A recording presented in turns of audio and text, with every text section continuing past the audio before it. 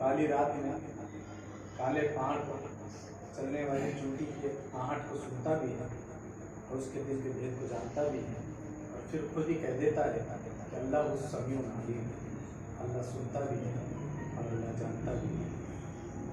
वो अर्श का मालिक है, वो फर्श का मालिक है, वो हवाओं को चलाता भी है, बारिशों को बरसाता भी है, और बंजर ज़मीन से एक पौधे को जिंदगी बख्शता है, फिर उसी को पेड़ बना देता है, पर उसी पे फल लगा देता है, उन फलों में बीज देता है, उन बीजों को फिर जमीन देता है, फिर उसी जमीन से वो पौधों को निकालता है, फिर पेड़ बनाता है, फिर उन्हीं को फल लगाता है।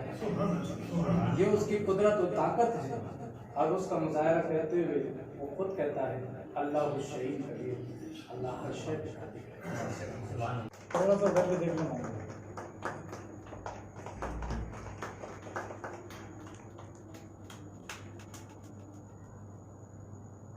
जज़ाकल्लाह।